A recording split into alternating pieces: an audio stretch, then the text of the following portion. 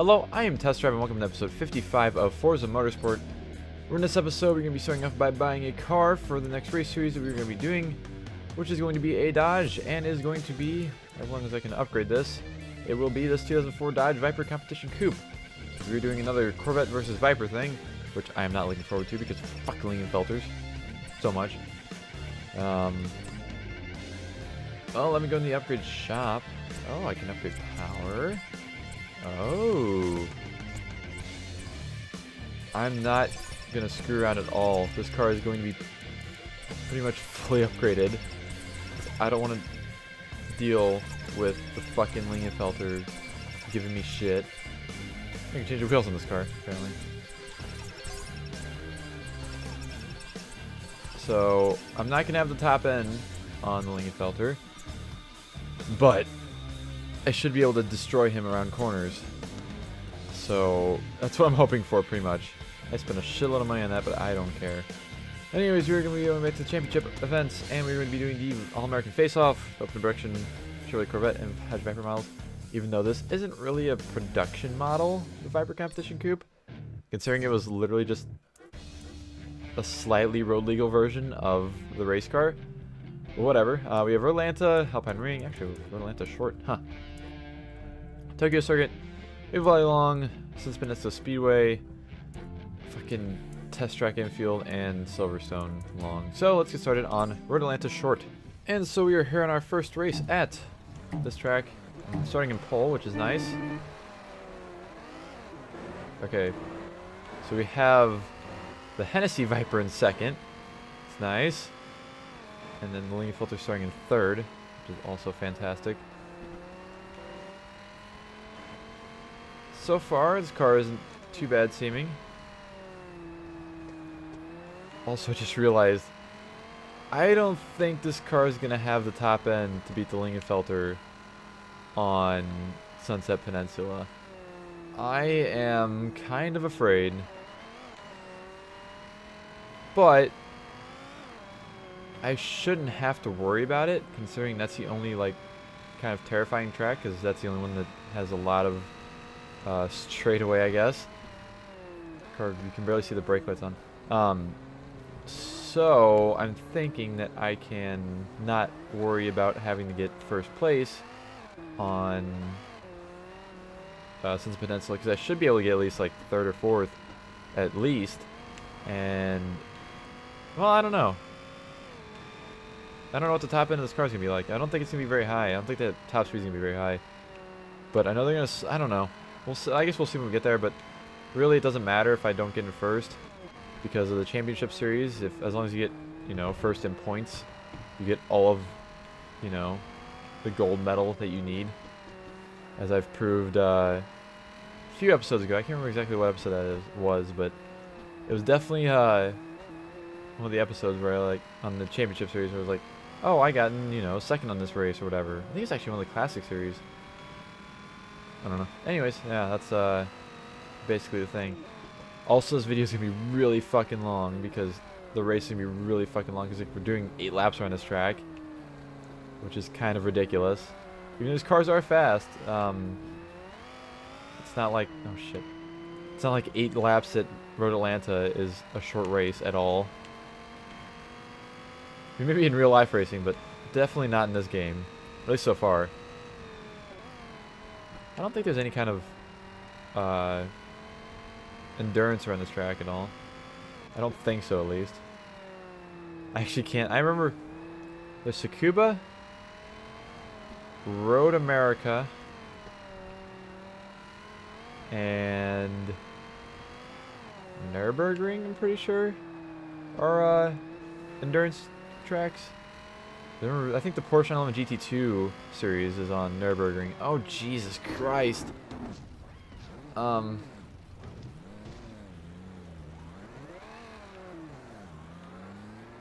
that wasn't good. That is not how you take that corner. But luckily I was pretty far ahead. So it's not that big of a deal. But my car is kind of damaged now, which kind of sucks. I don't think it's really going to affect it at all. But yeah, the 911 GT2 one make series is on Nürburgring. Hey, the Hennessy Viper is actually maintaining second place by a lot, actually. That's impressive. Good job, other Viper. So this is the first... No, I used a Hennessy Viper at some point. But it wasn't for a Viper versus Corvette thing. It was versus... It was on a, like, a... English, how do you speak it, motherfucker? I think it was on a S-Class thing of some sort. Oh yeah, it was on the professional S-Class race series. I used the Hennessy Viper. And that's the only Viper I've used this Let's Play so far. I think these two might be the only Vipers I use. Although there are race car Vipers that I could definitely use. Not entirely sure yet of what I'm going to use for the race car series. Besides, I think I'm going to use the one of the Honda NSXs for the Japanese GTS class races that are in the championship series. I think that would be a fantastic idea. And I don't know. Other than that, it's all just gonna be kind of whatever. Also, this race isn't gonna be nearly as long as I thought it was gonna be. We're well over halfway through and not even 5 minutes done, so never mind about me calling this race long. I mean, it's long like distance-wise, but it's not long time-wise, if you know what I'm talking about. It's like how this car is the competition coupe in this game, but in Gran Turismo 4, it was the GTSR concept. I wonder why that was. Like, these games came out at almost the exact same time. Like, I think GT4 was like a month or two before Forza 1 or after? I can't remember. Forza 1, this game came out like 2 weeks before the Xbox 360 was available to be, like, purchased. Well, not purchased. I guess before it was released. Like, the 360 was released, I don't know, was it? I think it was like mid-May of 2005, and this game was released like early May of 2005. I think. I actually can't remember exactly. I may be wrong. The Xbox 360 may have came out a lot later. But I guess since they were so far along with development for this game, for the original Xbox, that they didn't worry about trying to make it for the 360, or they didn't really have a reason to. Because they could have waited, like, you know, however long it was until the Xbox 360 release, and then just did a release on there. But, I don't know. It's kind of an interesting thing to think about. Like other games I could see, like, you know, Midnight Club 3 Remix, and, like, the NASCAR games or whatever, like, they were all coming out in 2005 anyways, or, like, they were based on games from 2005, or earlier. So they're not that crazy to see. Not on the 360. Remember what the last, like, not 360 original Xbox game was? Because I know, like, it went up to, like, NASCAR 09, I think, and, like, fucking, and NCAA football, fucking, like, 2011 for the original Xbox, I think. Which is kind of ridiculous considering the original Xbox Live servers went down in 2011. In April of 2011. I remember, because I played PGR2 online during the last few days that original Xbox Live was online. And honestly, that was about the only... Because original Xbox games were kind of wonky on 360 Xbox Live, like going through Xbox Live on 360.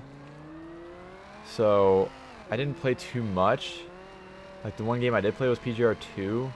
And at that time, I barely even had Xbox Live Gold at all. So, like, I had it for, you know, I think I had it for, like, the week before original Xbox Live went down. So I played some PGR2 online. But a lot of the games were already shut down, I think, by the time that I was doing that. Like this game and Rally Sport Challenge 2 and all that. Or no, Rally Sport Challenge, no, duh, Rally Sport Challenge 2 wasn't backwards compatible and still isn't to anything. And they fucking need to make it backwards compatible in the Xbox One, because that would be fantastic. Don't mind me while I just complain about games that aren't backwards compatible yet. Like, please, Microsoft, just give us lots of racing games backwards compatible from the original Xbox. Also, I think if I wouldn't have goofed on lap 2 or 3 or whatever it was, I may have been able to lap people in this race. Maybe, I don't know. I am pretty far behind the stragglers. But there's the end of race 1. So that went fairly well, surprisingly well actually. I'm going to be getting almost the exact same amount of credits through this as I was the last series. Anyways, there's a point, and let's continue on to the next race. Alright, we're visiting a fairly old track, or a track I haven't seen in a while. Alpine Ring for a second race. I like how this car also, like, I can actually floor it in first gear after doing the little burnout, and it won't spin like crazy. That's pretty nice. That's a nice feeling of security in my car.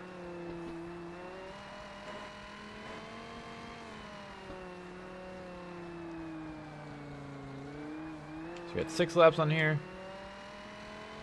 Kind of curious how long the lap times will be, because I don't remember what the lap times were before, or the last time I raced on this track, and or what car I used the last time I raced on this track. I don't know. But it's great, like once you get this far in the game, it's like, okay, you know, you just have, literally just have certain class restrictions. You don't actually have car restrictions, really. Besides, you know, the Viper versus Corvette thing. It's like, yeah, just use whatever the hell car you want from the right class. It's pretty nice. I'm always really a fan of these whenever they have in games, like, well, the, you know, one-make races and, like, you know, where Gran Turismo has, like, Japanese 90s or whatever requirements. Those are pretty cool, but, like, I'm always a fan of using my own cars or using the cars I want, especially if it's, like, you know, the newer Forzas, Forza 6 and 7, or at least Forza 7, where you can pretty much just pick a car, and then all the AI, well, Horizon 2 and 3 were like that, but all the AI will be in similar cars, like similar style of cars, like, you know, what am I trying to think of here?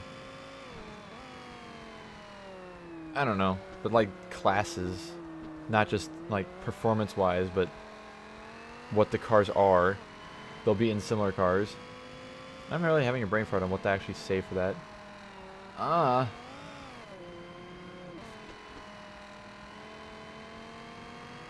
Those are always pretty fun because, especially Horizon, because like, I know in Forza 7 you have to have the fucking homologation, which I really don't like the homologation thing in Forza 7. I'm really not a fan. I would much rather have like the earlier games where, you know, you had quick upgrade, which is simple and straightforward, or, you know, you didn't have to deal with that shit at all. Forza 7, it's like, I want to race, you know, like, it's stupid. I mean, I thought it was like, okay, whatever, until they started coming out with DLC, and it's like, some of the cars in the DLCs are in certain, like, certain types of car, I don't know what the fuck to call it, certain sections, you know, where it's like hot hatch or whatever. They're in that, but from the box, or out of the box, their fucking class is too high, like the performance points or whatever. Like the Jeep Grand Cherokee Trackhawk that was in a recent DLC for Forza 7 was like that. It was an SUV thing, and you know, it's a really good SUV, and thus it was too good to actually go into the class in the game, which means nothing but you can't use that car. Like, there's no option to turn off homologation restrictions. Like, you literally can't use that thing for the career mode, which for a person like me, like, I care very little about online racing in games generally. Like, really, I've spent maybe, you know, 100th of the time in online racing compared to single player racing in my life in games. I think it's because I grew up without having like Xbox Live or anything. You know, I'm playing games like this and PGR2 and Raspberry Challenge 2 and all that. Always playing, you know, versus AI or just by myself, and it kind of just was like, okay, I don't really need to play online, whatever. It's, you know, I can have fun playing through the career of a game, which is why I do Let's Plays instead of Horizon 3 online cops versus robbers or whatever the fuck people come up with nowadays. And Oh, jeez. It's just kind of stuck with me for, you know, my entire life so far, pretty much.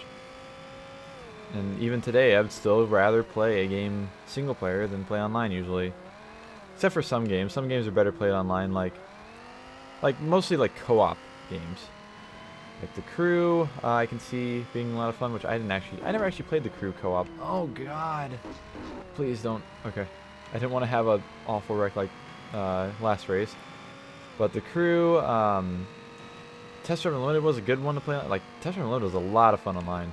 That was my first real introduction to any kind of online, really any kind of online gaming. Because I had that game before I got Xbox Live on my Xbox 360. And whenever I got Live, of course, it was like, oh, hey, this is pretty cool. You can, you know, cruise around with people, talk to people, whatever.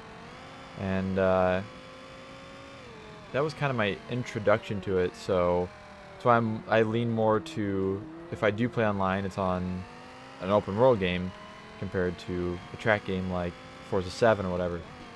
Which it doesn't even affect me, considering the fact that I can't even play, well, at least on PC.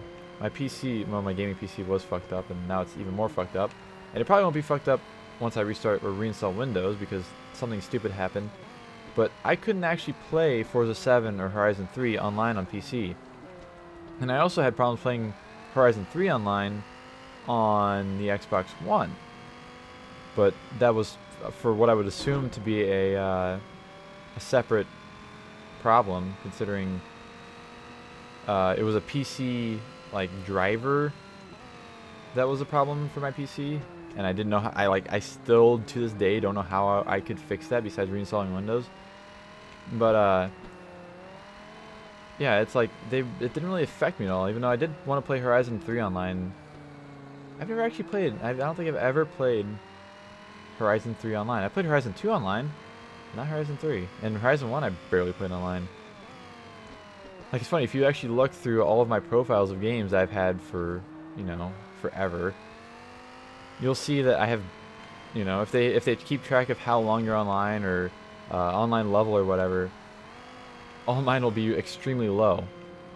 Like, my highest would probably be like Forza 4. That was probably my most played online game that, you know, wasn't an open world game and also had some way to track how long you were playing online.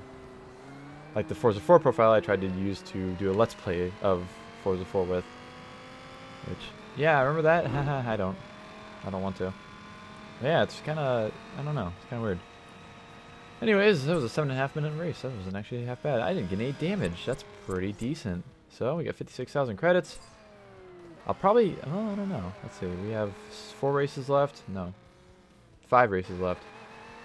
And 50,000, that's 250,000. So, yeah, we'll, as long as I don't majorly screw up and as long as I don't get completely screwed on Sunset Peninsula, I should be leveling up this episode. Yay!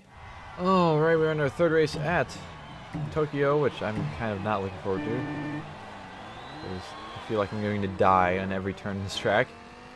But luckily, it looks like I won't have to deal with any of the AI at turn 1, which is fantastic. It's always great when you don't have to deal with AI at turn 1 at fucking Tokyo.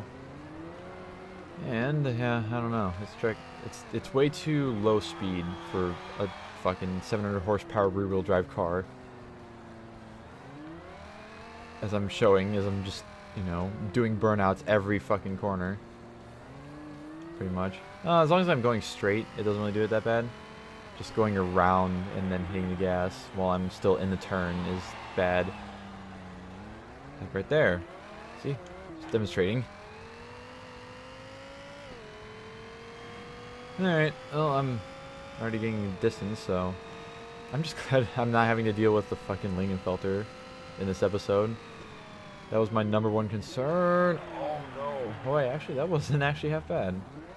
That was a surprisingly tame, I guess you could call it. I was expecting to slide way in that corner, but no, didn't happen. It's always a good day when that doesn't happen. So it seems like every light in this car works, even, you know, the brights are on with the fog lights, because why not? Well, his car has fog lights because why not? I'm not actually sure of why they put fog lights in this car. Like, I understand they sometimes put fog lights on race cars, but like, those are big ass fucking lights that go in like in the middle and just shine down. They're not like normal fog lights. Maybe this is like an actual like road-worthy version, although it doesn't have side marker lights. So I'm assuming it's either A, still a concept in this stage, or B, it's just the race car, you know, without a livery, and also without as much race car looking stuff on the outside of it. It does have hood pins still. It does have hood pins that has a splitter, which wasn't really a thing on production cars until like the Cadillac CTS-V, the second generation Cadillac CTS-V. I think it was the first car I knew of that has a splitter of sorts from the factory. I mean, I guess well, I don't know. Maybe the Corvette ZR1, but no, the Corvette ZR1 would have been around the same time as the second gen CTS-V. So I don't know. Just leave in the comment section below what the first production car to have a splitter was. And like production car, I mean like a car that you could definitely, you know, just go drive on the street or whatever. Like I could just go out and drive a 2011 Cadillac CTS-V wagon on the street and not have to worry about much. Like I have done before because I actually drove one of those. And I still to this day think it's one of the best cars I've ever driven. Because it was comfortable, because, you know, it's a CTS-V. It's like the CTS. And also it's a wagon, so it's like, it's practical. It's fast, extremely fast.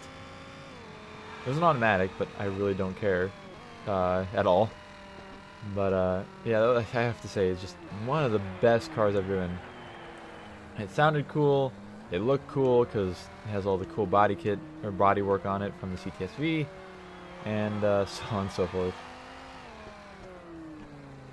And all kinds of neat tech on it too, like the automatically closing and opening rear hatch and backup camera and all that kind of silly stuff. It's your backup camera. It's like there have been cars with backup cameras for like the last 15 years now. I think there were cars in like the early to mid 2000s that had backup cameras. Or started having backup cameras. I think. I actually have no clue of when backup cameras were first started being put on cars. Another question. If you know, let me know in the comments below.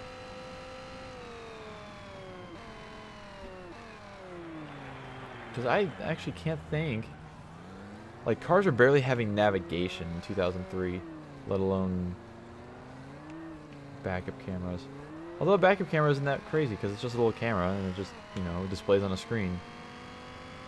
But again, I don't think I've seen a car older than like 2000 and probably 8 that's had a backup camera. Maybe 2007. I don't know. I may have to look that up after this episode. I'm not entirely sure.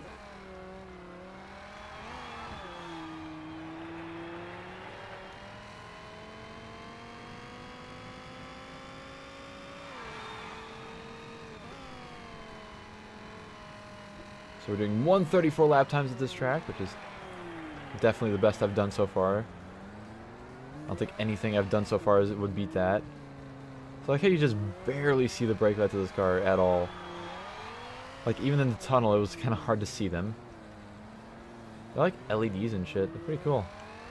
Speaking of LEDs, I don't know if I talked about this in the last episode or not, but I recently drove a BMW. Yeah, I think I did talk about this. Where BMW Z8. Drove a BMW Z8 and learned that both the turn signals and the brake lights, backup lights, or not backup lights, brake lights and turn signals on the back are LEDs and also side marker lights on the back. Which, that's a car from 2001, and as I was always saying, is like, cars didn't really start having LED fucking turn signals until actually fairly recently, like the last 6 or 7 years. So it's definitely ahead of the time, because the LEDs were fucking expensive back in 2001.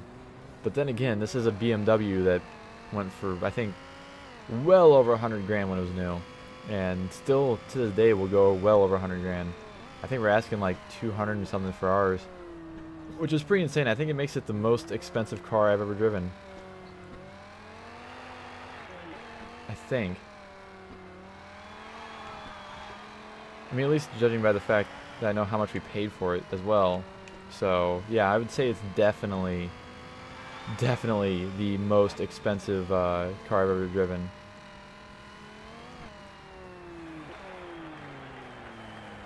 Which I think before was probably, well, I don't know, considering I never actually drove. We had a Porsche 911 930 Speedster, which was like one of 5 ever made or something. But it looked like, you know, the, well, I don't know. You can't really compare it to a 356 because it doesn't really look like a 356. It looks like a 930, a wide, not very tall 930. Like it had a shorter windshield. Like if you want to just look up pictures of a Porsche 911 Speedster. But yeah, we sold that for like 170 or 180K, I think. But I never actually drove that car on the road. I only drove it like in and out of the building at my work once. Other than that, like, I don't know, we've had the Atlantis, the silly Atlantis thing that was like, we had 80 grand in, I think, or 70 or 80 grand, something like that. Panteras, which we've sold for over 100. 100 grand each. Other than that, I can't think of any other really expensive cars I've driven. And then on the other end of the spectrum, today I drove a $2,000, well not $2,000, but well under $10,000 AMC Eagle to lunch. That was pretty fantastic. I definitely thoroughly enjoyed my time driving that car. And we just got it in yesterday, so I still have to go, you know, shoot the video of it. But you better fucking believe that once I get a video of that, there's going to be a video of sorts on my other channel. Which, speaking of my other channel, I don't know if it's going to be when this video goes up, because I don't know if I'm able to, like, to have the stamina to record all of this episode tonight, considering it's already almost midnight. But sometime during, or like when this video uploads, or the day before this video uploads, there will be a video of the 90 Toyota Supra GT, 3rd Gen Supra, that I drove on my other channel, so you can check that out in the link in the description below. That was a lot of fun, and the video was actually quite a bit of fun to make, because it was actually the longest review video I've done so far, which I call a review because I'm actually reviewing something. I'm not just, you know, showing off the features of the car, which I would consider a tour. I get pretty, I'm a pretty big stickler for like what gets called a review and what gets called not a review. Like a review to me isn't something like just like, oh, let's look at the technical specifications of this thing. That's not a review. That's an overview, or fucking, like I said, a tour. Reviews, to me, are only really videos that you are, like, reviewing something, which review, to me, means to take a look back at something that you've used for a while, or, in my case, have driven, and talking about your experience with it. So, they're two completely different styles of videos, but people always call my tours reviews, and they don't really do it otherwise. The other way, but yeah. Anyways, 56,000 credits. Actually, I'm excited to level up because I think I get the Porsche Carrera GT next, I think. Anyways, let's continue on to the next race. I think it's at Sunset Peninsula Speedway. So I was wrong. We were on Maple Valley now. Maple Valley Long, which I am not going to complain about either, so let's get going. I like me some Maple Valley. I've been surprisingly good at not banging this car off the rev limiter. It's been very refreshing not having to deal with engine repairs, or money taken away from me for engine repairs with air quotes. Because it's just a virtual car, you can't really fix it. You can only just reset it back to the way it was. Fuck me, I was just saying that, I was like, oh yeah, I've been doing good not banging out the rev limiter. Well, silly me decided, hey, let's, hold the throttle to the floor while going over a jump. Fantastic idea. 10 out of 10. One of my best. So I think Sunset Peninsula is after this. Oh god, the 5th race. Yeah, because this is the 4th race. And then I can't remember what the second last race was. It wasn't Road America. It wasn't, was it Rio? It might be Rio. I honestly can't remember. I'm having a brain fart. I don't know what the second last race is. Because we have, or Either that or the second to last race is Sunset Peninsula, and the next race is something that I'm not remembering. But I know the last race is fucking Test Track Infield, which is going to be awful with this fucking bundle of 700 horsepower rear-wheel driveness. Definitely not looking forward to that. More than usual.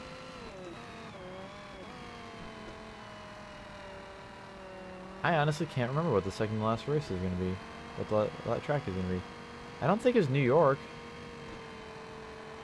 I think it was Road America. No, Silverstone. Silverstone Long. That's what it was. Which is going to be eh. Silverstone is a very eh track for me. I think this car has 2 gas caps, one on either side.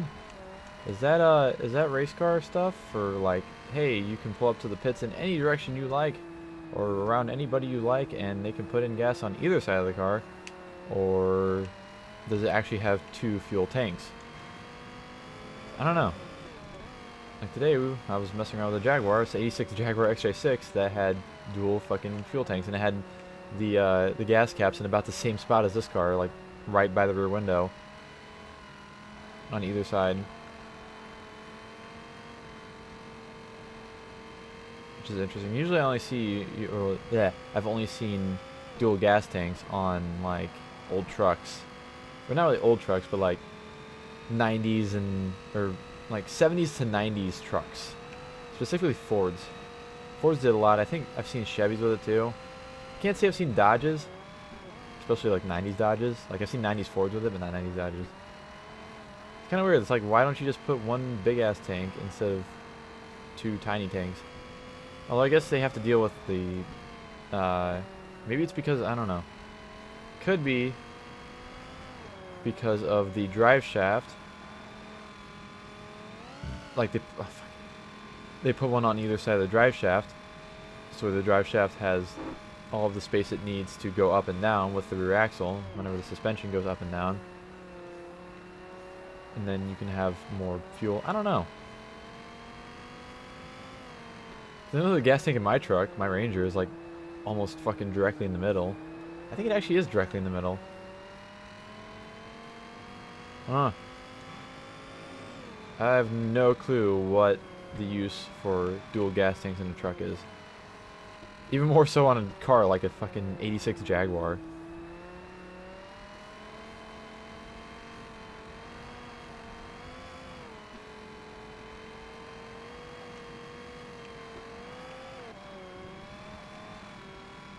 I really like that car. I drove it on I drove it all the way down from a place up in like northwest counties, northwest St. Louis County. Actually, it was just on the edge of St. Charles County, down to my work, because we had an auction up there and the car didn't sell at the auction, so we had to bring it back. And it was like, hey, why you know, put it on a truck when somebody can just drive it back? So I drove it back. And that same day I drove a Chevy Tahoe with a very loose front end with a motorcycle trailer on it, or a trailer with multiple motorcycles on it. That was an adventure. I drove, she wasn't the same day, but I drove up there. I drove a 71 Dodge Dart, which is pretty fantastic. I think it was a 71, somewhere around there. But yeah, that car, the Dart, it did not like the highway too much. It was probably, you know, 4,000 RPMs at 60 miles per hour. So it was screaming all the way up there.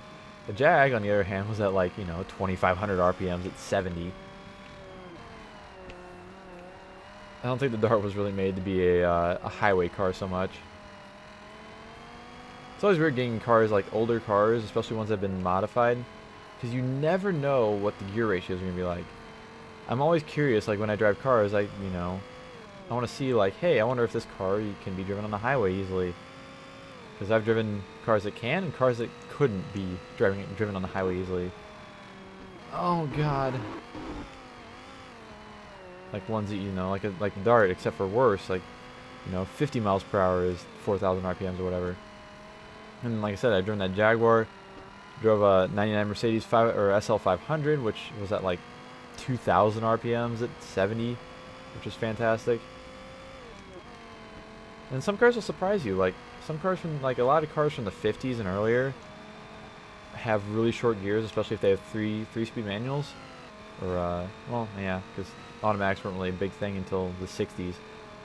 They did have some on the 50s cars, but for the most part, most cars started adopting automatics in the 60s. But the automatics aren't awful, but I've driven some pretty awful ones, like a 73. I think it was a 73 Excalibur, which is a kit car that looks like, you know, like a 20s Mercedes or whatever, and has like a 454 and a GM automatic and whatnot in it. And that thing, like, it was like, that was one of the cars that was like 4,000 RPMs at 50 miles per hour, and a big ass, you know, a 454 turning over at 4,000 RPMs at 50 miles per hour. Like, I couldn't even drive on the highway to where I wouldn't need to be. I was driving it to like an upholstery shop or something to get it looked at to get a top made, and I couldn't even take the highway. I had to take like the side road, which isn't really a side road, but it was, yeah, it was pretty awful. And I don't know why still, because it would shift through all three gears. Like, it didn't have a high or low because it's not a truck. So I don't know. We got car damage because I'm assuming, yep, engine, because I revved the shit out of it. But anyways, that is the end of that race, so let's continue on to the next race at Sunset Peninsula, I hope. Alright, we're on Sunset Peninsula finally. Time to see how this car is going to do around the oval.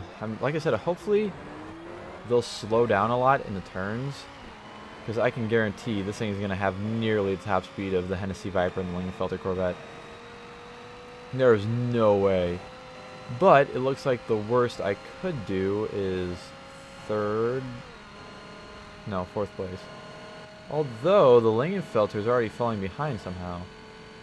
This car is going pretty fast though, 197, 198, 200.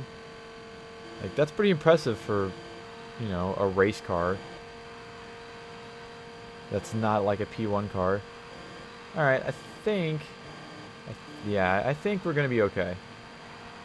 Oh god, the car wants to slide. I think we're going to be fine because, yeah, Hennessy Viper. Oh yeah, he's way slowed down. Alright. All doubt has been gone now. Has been vanished. I still don't think that's correct English. Yep, we're good. No need to worry.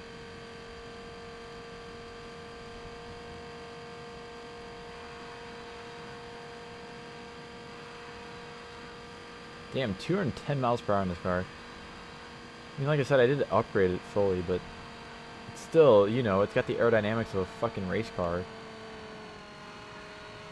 It's not got the aerodynamics of a land speed record car. Like I'm sure the spoiler and the splitter and everything don't really help this thing go fast in a straight line. Well, I don't know. The Hennessy Viper has just about the same thing, but I feel, well, the Hennessy Viper does have 800 horsepower plus. It has like 833, I think. Although mine had more because I put an upgrade on it. I can't remember what the upgrade was though. Or I think it had like 870, 890 horsepower by the time I was done. I actually can't remember. I'd have to look at that.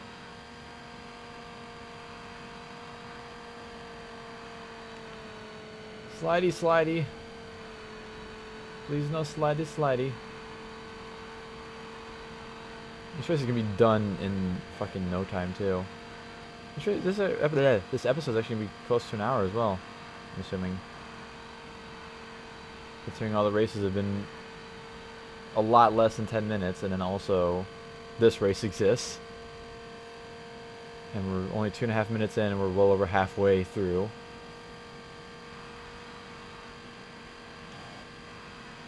I mean, I'll take an easy win, an easy, quick win for 55 grand.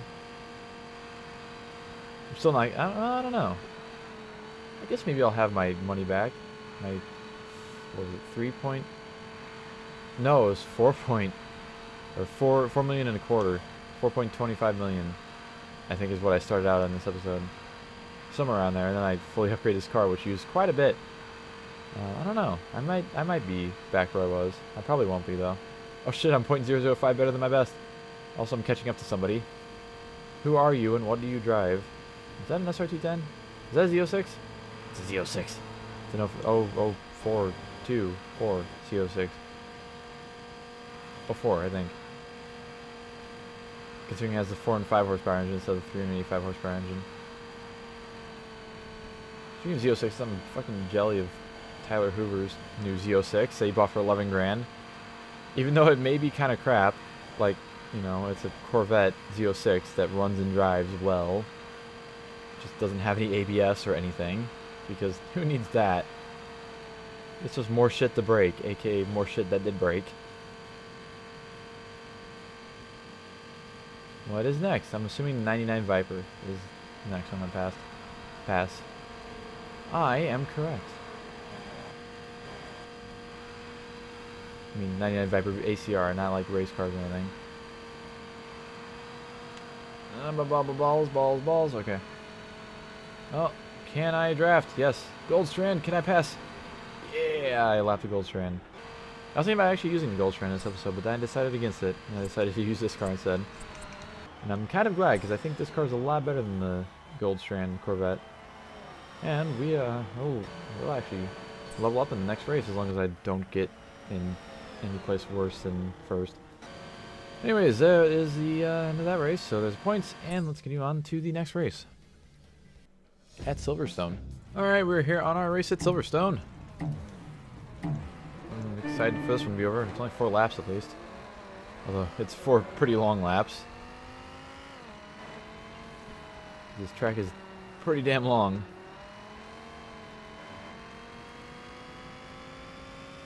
I don't know when I'm going to get to race in the Nürburgring next. I'm assuming, oh god, during some of the race car races, I'm going to be able to fucking race on Nürburgring. This track is the bane of my existence. Not really. That's test track. This track is close though.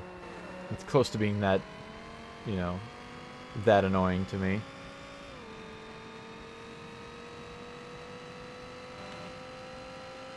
Yeah, I'm kind of curious of what race series we're going to be racing at Nürburgring at next.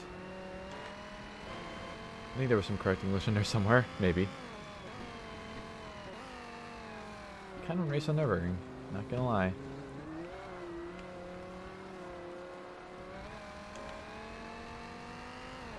And at least it won't be any more point to point, because I've literally done all the I've had all the point to points done in like for the past 30 episodes, I think. I think episode 25 or so was the last point to point event, which is pretty sad because, like, I mean, they're not like there's not that many point to point tracks, but there's a lot of autocross tracks which are considered point to point. But yet you never see them in the career of this game.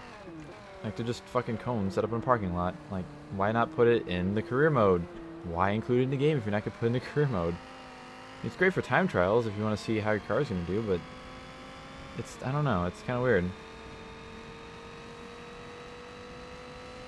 Also, I'm still kind of curious why you have, you know, the test track oval, but you don't have, or no, you don't, you have the test track infield, but you don't have the oval that goes around it in the career. You only have fucking Nissan Speedway, and that time I'm calling it that I'm calling it ironically, I think. I don't know what means unironically. It's not very ironic. I mean, it is.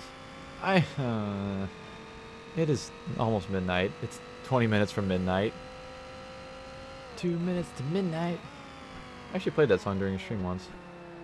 It was when I had 100 viewers in my stream because everybody thought that an expansion, the Hot Wheels expansion for Forza Horizon 3, was coming out at midnight on a certain day. And I was streaming Forza Horizon 3 and waiting for it to unlock. And apparently a lot of people were excited. And so I ended up having like 105, I think, or 110 or so viewers at one point on my stream, just waiting for the expansion to drop, but it didn't until like the next day. So that was an interesting night. To this day, that is the most ridiculous like streaming experience I've ever had. Because it came out of nowhere too. Like, it wasn't like anybody was like, yo, check out this guy, he's waiting for this shit. It was just like, I was playing Horizon 3 and then people started to show up, and then it was like 10 people were there, and then 20 people, and then 30 people, and then all of a sudden, like, within an hour from midnight, it was like fucking 50, 60, 70, 80, 90, and then 100 viewers, like, all within the hour before midnight. And it was fucking ridiculous. And, like, they were real people too. Like, the chat was moving so fast I couldn't read it. It was actually awful. And I wasn't even playing the game for the most part too, because I was just waiting. I was trying to refresh the Microsoft Store to update the game because it was on PC. And so I was just like sitting on my desktop refreshing that. And that was like the stream. It was the weirdest thing. Also, this race is, yeah. This race isn't actually that short, I guess. I guess it kind of is because I've gotten shitloads of penalties every single lap so far. Because I keep going off in turn 1, at least. If not more.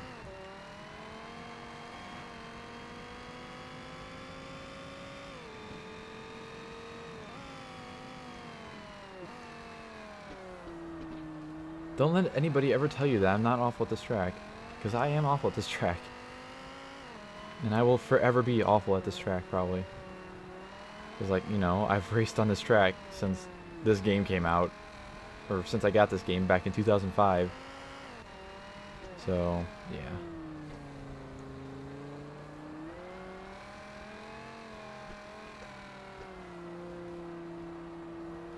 Maybe I can get a decent last lap instead of having shitloads of penalties.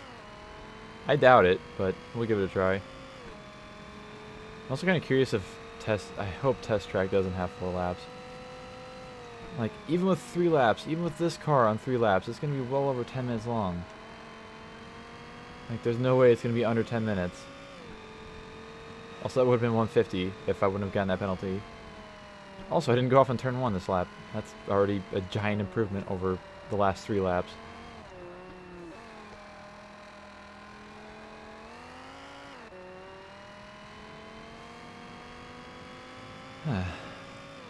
Yeah, 7 seconds ahead of my best already. Very good. I think I always slow down way too much for this turn. I'm pretty sure I do, every time. Like, no matter what I'm driving, no matter, how awake I am, I always slow down way too much for that turn.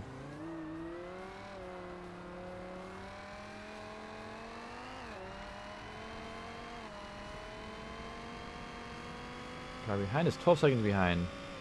Alright, give me that split time. I think there's one right here. Nope, not quite. I think there's one after the chicane, maybe.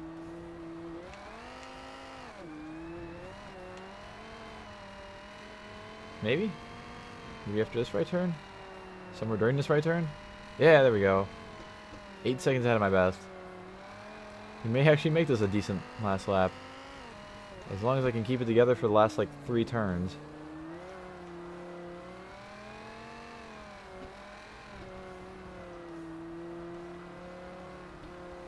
Come on, I know you're understeering, but stop. Just stop. And sub 150, 148. That's actually not half bad. Alright, I don't even know what this total time was there, but whatever, doesn't really matter. So there we go, 56,000 credits. We leveled up to level 47. Hey, the Carrera GT, I thought it was that. So there we go, there's our 60 points, and we'll go collect the Carrera GT real quick. I actually don't have any plans to use this car for the rest of the game either, and I don't really have anywhere to use it. Because I already have the car for the next series selected, the S-Class series. And it's going to be a ridiculous, like one of the most ridiculous cars in this game that I'm going to use. And yeah, this and the Selena 7 and the Enzo and like everything else that's S-Class. Besides, the 2 cars I've selected for the next 2 S-Class events. They're kind of shit out of luck. So, I don't know. But anyways, there's the car, and let's get you on to our final race at Test Track. Alright, second attempt at this because I, you know, hit a wall. Because I am smart and I try to go too fast. So let's try this again, but not hit a wall halfway through lap 1. Sure, that was halfway through lap 1. Fuck. At least you only have 3 laps. And now my entire speedrunning rant, well, it wasn't really a rant, it was more of just being stupid and talking about speedrunning is gone forever. But I don't really care, honestly. Ah, my engine, it hurts.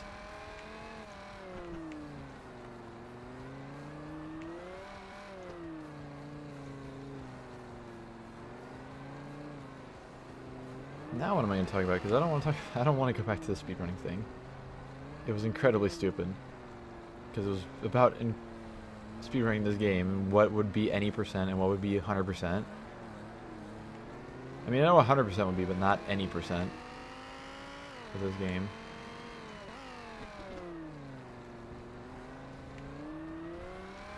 I just realized something stupid. I'm realizing a lot of stupid things. I'm being a lot of stupid today, but so I'm not really a fan of podcasts at all, in case you didn't know before. Like, it's not like I hate podcasts, but I don't really care to listen to them because I generally get distracted. Because, like, if there's something like that, I generally want to watch something along with it. So the thing I'm getting at here is, like, these hour-long videos of this game are basically a podcast with just me. Like, podcasts usually have different topics, and that's usually what I go over in this game too, or while I'm playing this game, is like just random shit that comes to my mind. So technically, I'm recording sort of podcasts while playing this game. But you can say that with like any game, well, anything that you know, you play and fucking just talk about random bullshit while playing. It can be streams or anything. So that's kind of weird. But yeah, I've never really cared to listen to podcasts or anything. And really, the only time I actually watch like long amounts of gaming, like you know, Let's Plays like this, is really when I'm watching people play them live on live streams.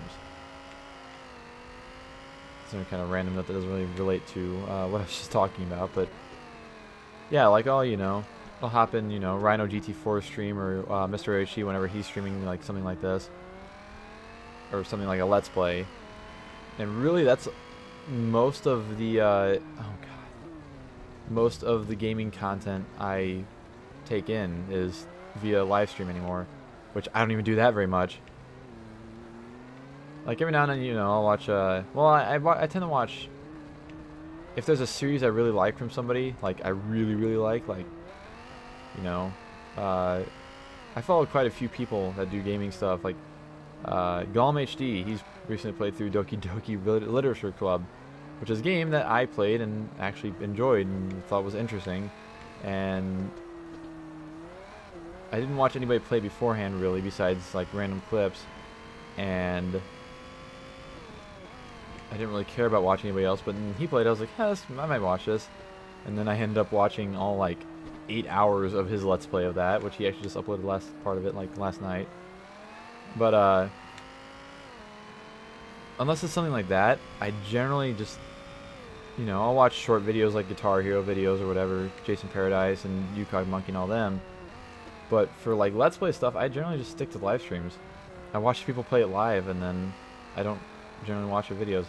I apologize in advance, but it's weird because I'm doing this most of the time. It's like, why am I watching somebody play a game when I could be that person?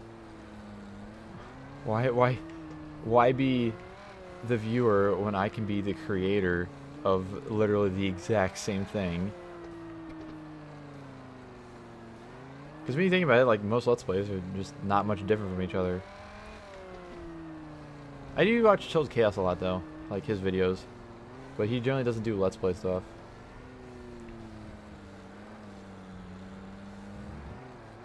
You know, I watch his Shell Shock Live or whatever. Yeah, it's kind of weird. It's like, I don't really care to watch the videos, but I like to create the videos.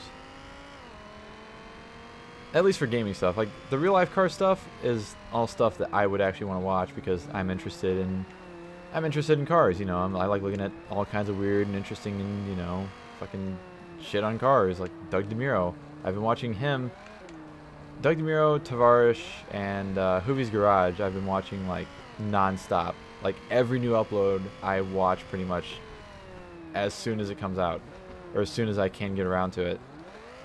So, like, I am watching a decent amount of content, but stuff like that. Which makes, I don't know, it makes me wonder, like, why am I so into doing this if I don't care to, well, if I don't care to watch the videos, but I don't care to stream stuff like this. So, technically, I wouldn't even watch my own content if, you know, I was somehow a different person or whatever. I was seeing it from a different angle, like, you know, I wouldn't watch it probably. It's weird to think about. Plus stuff like whenever this game has been getting to fucking hour-long episodes, like, I mean, every now and then I'll set up like a, you know, an hour-long video or whatever, let's play video of something like this, and I'll play a game alongside or something, because I videos, like, they don't keep my attention that well. Like, because I'm playing this game is why it's keeping my attention. If I wasn't playing this game and I wasn't interacting with somebody who is playing the game, like live stream chat, you know, I would just be bored as shit and I would click off. It's very interesting to think about these things, because, like, I used to watch videos like this all the time, which is why I originally got into this Let's Play stuff, and especially doing it like with Forza games and shit that just drags on pretty much. It's kind of weird to think about.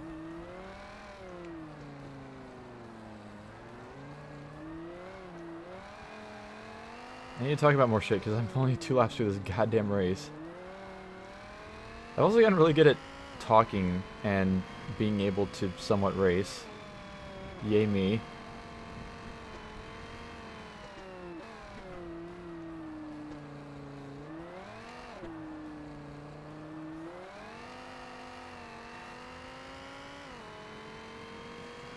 I guess I'll probably be over 70% done with this game by the time this episode's over, because I was at 68.9% at the end of last episode, and doing 7 more races should equate to probably at least like 71 or 2%, if not more. Maybe we'll get up to 73%. Maybe in the next episode we'll be at 3/4 of the way through the game. Maybe in this episode we'll be 3/4 of the way through the game. I don't actually, I mean, technically we're already there, like, episode-wise.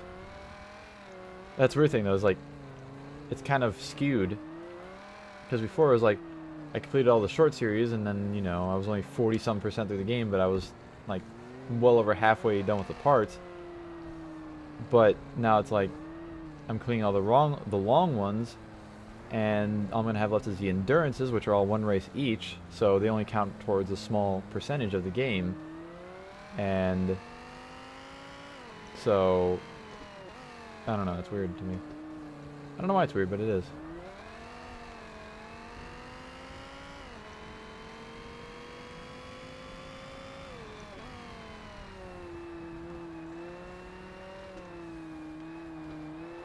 I'm trying so hard not to say things like that I say in every fucking episode of this game.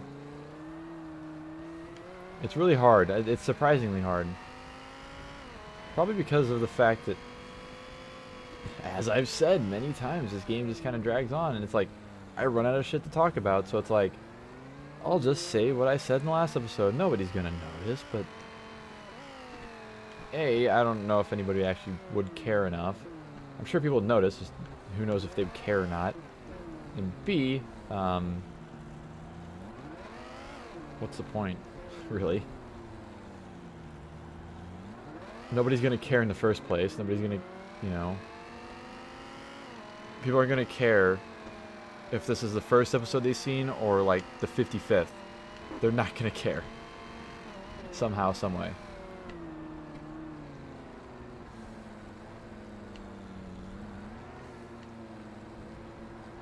so close to being done with this race. And also, there's only one more race left until we do race car things for quite a while, or one more event series. Until we do race car things for 8 episodes, I think? Maybe 7. And then we go to the endurances, finally.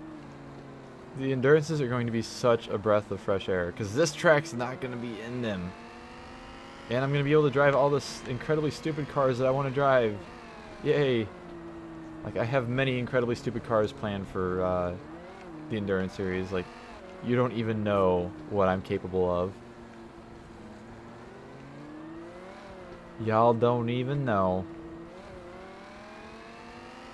I mean, I'm sure you could probably guess a few at least. Because there's certain cars that I've been avoiding this entire Let's Play so far just to use them in endurance. Like cars that, you know, you as a person would expect me to use, because I'm the special kind of stupid who would use the cars that you're thinking of. Yeah. I'm excited for that. Oh god, that's not where the track goes. Hey, at least the laps are getting done in under 4 minutes for the first time ever. And a little over 11.5 minutes. And we are done. There we go. We got a 11:36. Best lap was a 3:49, which was actually probably like a 3:46 because of penalties. Got our 56,000 credits. Not even close to leveling up again. Do that probably next episode. Let's go ahead and quit. It's officially midnight, if you were curious. And we got a Corvette C5R, which is pretty cool. The C6R wasn't out whenever this game came out. The C5R was the big boy at that point. It's a GTS class. May end up using it sometime, I'm not sure. As I said, I have nothing planned for race cars, like because I don't really care about race cars that much. I just have all the production cars figured out. Well, not all of them, but... Well, actually, I do have every single one. Every single production car that I'm going to use in this game still is planned. Because, yeah. Because we have race cars starting here, and then all the endurances I have up to the race car ones. Huh, so there we go. Let's see where we're at. 71.1%, not quite as far as I was wanting, but we are officially 2,000 miles and 24 hours into this game. That is ridiculous. But anyways, thank you all so much for watching this episode of Forza. And I am out of here. See ya.